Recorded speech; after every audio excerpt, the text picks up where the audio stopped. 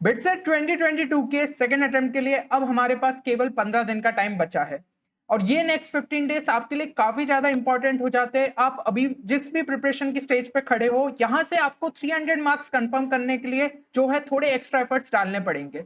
तो यही सब चीजें जो है हम इस वीडियो में डिस्कस करने वाले हैं कि आपको किन सोर्सेज को रेफर करना चाहिए, साथ ही साथ नेक्स्ट 15 डेज के लिए आपका टाइम टेबल क्या होना चाहिए। तो ये जो है प्रॉपर इस वीडियो में डिस्कस होगा, इसलिए इस वीडियो को एंड तक जरूर देखेगा। अगर हम सबसे पहले करंट सिनेरियो को समझे तो अभी आपके जेई मेंस के सेकंड अटेम्प्ट का कोई ऐसा अपडेट नहीं आया है कि एग्जैक्टली जो है एग्जाम कब से स्टार्ट होगी। तो यहाँ पे जो है हम एक ले सकते हैं डेट, जो कि अभी कुछ ऑनलाइन सोर्सेस के थ्रू पता चल रहा है कि 25 से 31 जुलाई के आसपास हो सकती है। बाकी शायद आज या कल में जो है आपका एडमिट कार्ड भी रिलीज हो जाए तो और चीजें पूरी तरीके से क्लियर हो जाएगी। देन यहाँ पे जो बिटसेट का सेकंड अटेम्प्ट है उसकी भी डेट्स जो ऑफिशियल वेबसाइट पे वो 3 से लेकर 7 अगस्त है, बट कहीं ना कहीं एग्जाम थोड़ी 1-2 दिन के डिले से ही स्टार्ट होती है, जैसे पिछली बार भी देखा गया था कि आपके स्लॉट्स 2 दिन आगे बढ़ा दिए थे। तो यहाँ पे सेकंड अटेम्प्ट को भी हम मान सकते हैं कि 5 से 9 के आसपास जो है हो सकता है शायद। तो ये जो है अभी की हमारी डेट्स है।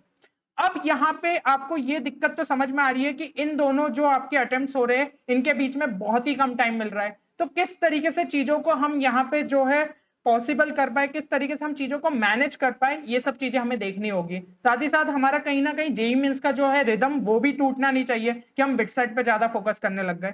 तो देखिए, एक चीज आपको जो है यहाँ पे समझनी होगी कि दोनों ही एग्जाम का सिलेबस तो सिमिलर है।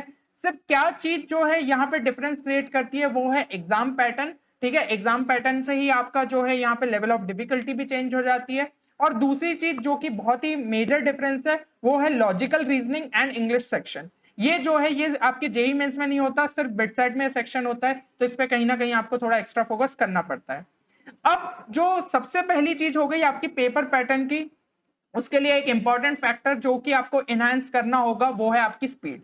ठीक है, अब स्पीड इंप्रूव करने के लिए आप क्या कर सकते हैं, तो यहाँ पे आपको जो है रेगुलर इंटरवल पे मॉक टेस्ट देने पड़ेंगे ताकि आप अपनी स्पीड को एक अच्छे तरीके से जज कर पाए और कैसे उसे इंप्रूव करना है इस बारे में सोच पाए। देन सेकंड चीज ये है कि आपको सारे फॉर्मूलेस का अच्छे से जो है रिवीजन करना होगा। आपको कोई भी फॉर्मूला यहाँ पे जो है एग्जाम में आप भूल नहीं सकते। अगर आप कोई भी फॉर्मूला भूलते हैं तो वहां पे डिराइव करना मुश्किल हो जाएगा, जिसमें आप अपना टाइम वेस्ट करेंगे। और जितने जल्दी यार आपको फॉर्मूलेस जो है आपके दिमाग में याद आएंगे उतने जल्दी आप उन क्वेश्चंस को सॉल्व कर पाएंगे। कुछ क्वेश्चंस तो आप ये मान के चलिए कि सीधा सीधा जो है आपके फॉर्मूला बेस्ड रहते हैं। ठीक है, ये चीज वैसे आप फर्स्ट अटेम्प्ट में भी डेफिनेटली देख चुके होंगे, तो यहाँ पे आपको एक्सपीरियंस मिल चुका है ऑलरेडी एग्जाम का। और तीसरी चीज ये है कि आपको कुछ ना कुछ स्मार्ट मेथड्स भी यूज करते हुए आना चाहिए। कुछ सब्सटीट्यूशन टेक्निक्स हो गई या फिर ऑप्शन एलिमिनेशन, ये सारी चीजें जो है आपकी स्पीड को और ज्यादा इंप्रूव करती है। और दूसरा जो इंपॉर्टेंट फैक्टर की हम बात कर रहे थे वो था एलआर एंड इंग्लिश। तो एलआर और इंग्लिश का जो है एक मेजर डिफरेंस आ जाता है। तो देखिए, लॉजिकल रीजनिंग के लिए जो है आपके लिए सबसे जरूरी हो जाता है कि आपको क्वेश्चन ज्यादा से ज्यादा प्रैक्टिस करने चाहिए। तो यहाँ पे जो है आप एनटीएससी के आपके जो मेंटल एबिलिटी सेक्शन रहता है उसमें के आप पीवाईक्यू सॉल्व कर सकते हैं, क्योंकि वो भी थोड़े सिमिलर पैटर्न पे, या फिर ऑनलाइन कुछ सोर्सेज को जो है आप देख सकते हैं। इंग्लिश के लिए आप रोज 1-2 आर्टिकल्स पढ़े, इससे आपकी जो है रीडिंग स्पीड इंप्रूव होगी, साथ ही साथ आपका जो है वोकैब इंप्रूव होगा। ग्रामर के क्वेश्चन इजी होते हैं एंड इवन जो आप सीबीएसई में अगर स्कूल में पढ़ते हैं तो शुरू से आपका जो है वो चीजें उस टाइप के क्वेश्चंस आपको कराए जाते हैं, तो इसमें आपको इतनी ज्यादा दिक्कत नहीं होगी।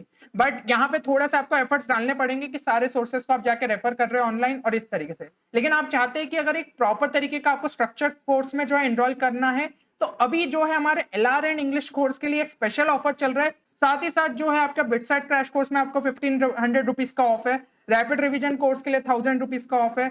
एलआर एंड इंग्लिश कोर्स का मैंने ऑलरेडी बता दिया कि 600 रुपीज का ऑफ है। और सेट ऑफ 20 मॉक टेस्ट, यानी कि जो कि मैं आपको बोल रहा था कि बिटसेट के मॉक टेस्ट देना कितना जरूरी है, उसके लिए भी आपको 200 रुपीज ऑफ है। तो ऑलरेडी प्राइसेस डिस्काउंटेड थे, उस पर आपको एक एक्स्ट्रा डिस्काउंट मिल रहा है, तो आप इन्हें जरूर चेक कर सकते हैं। ये आपकी प्रिपरेशन को एक अच्छा खासा बूस्ट देंगे। इसके अलावा कुछ और भी कोर्सेस है जो कि आपको यहाँ स्क्रीन पे दिख रहे हैं, ये भी हमारी वेबसाइट 10qchallenge.in पे अवेलेबल है, तो आप इनको भी एक बार जरूर चेक कर सकते हैं।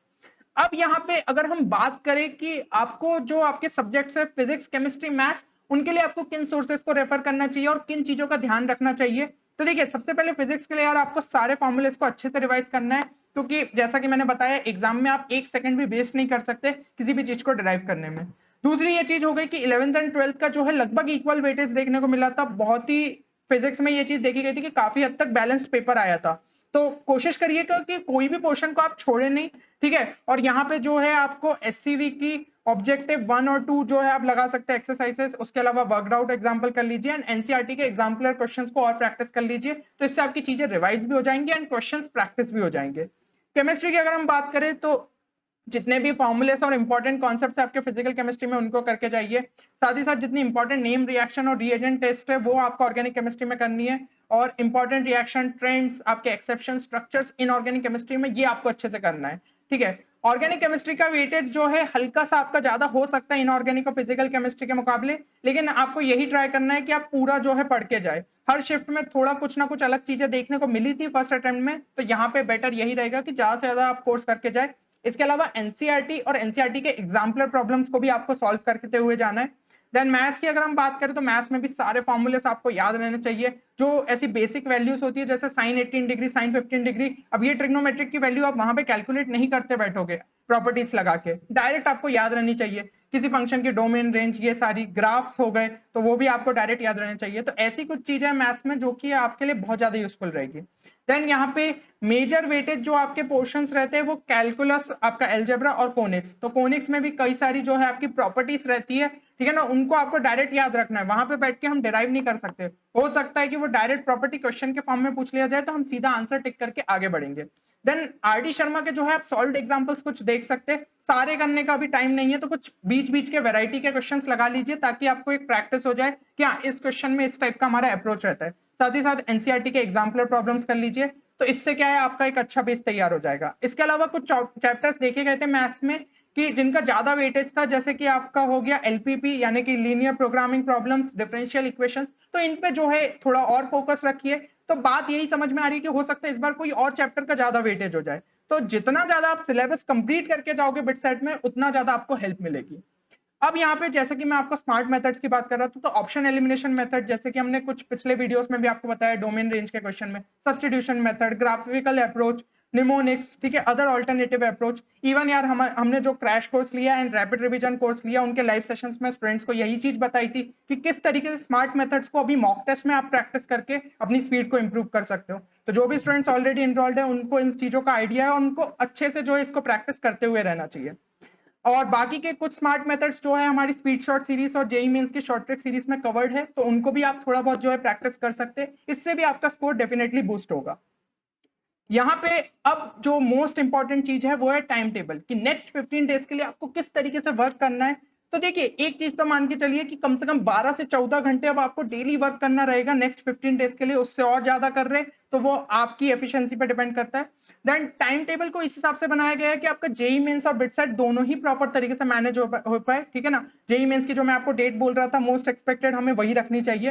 देन मॉक टेस्ट भी यहाँ पे जो है आपके टाइम टेबल में इंक्लूड करे गए, तो उस टाइम पे आपको जरूर देना है। यहाँ पे 2 स्लॉट्स बांध लीजिए, ठीक है। आप मॉक टेस्ट जो है आइदर 9 से 12 के बीच में दीजिए, और हो सकता है ऑल्टरनेट वाला अगर मॉक टेस्ट दे रहे तो वो 2 से 5 के बीच दीजिए। इससे क्या है आपका दिमाग तैयार हो जाएगा कि यार इस टाइम के जो ये जो आपके टाइम्स है, मतलब 9 से 12 और 2 से 5, इसके टाइम पे जो है आपके ब्रेन को सबसे ज्यादा एक्टिव रहना है, क्योंकि भाई ये पेपर का टाइम रहेगा, यहाँ पे आपसे अच्छा खासा फोकस की जरूरत है, यहाँ पे अच्छा खासा अटेंशन की जरूरत है। तो ये सब जो है आपका ब्रेन पहले से ट्रेन हो जाएगा।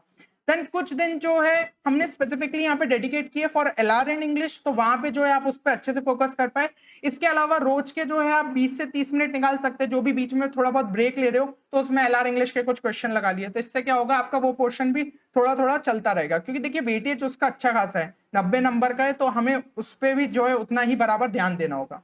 अब अगर हम शेड्यूल की बात करें तो यहाँ पे शेड्यूल का जो एक स्क्रीनशॉट मैंने डाल दिया है, बाकी पीडीएफ की लिंक जो है वो आपको डिस्क्रिप्शन में मिल जाएगी, तो वहां से भी आप रेफर कर सकते हैं।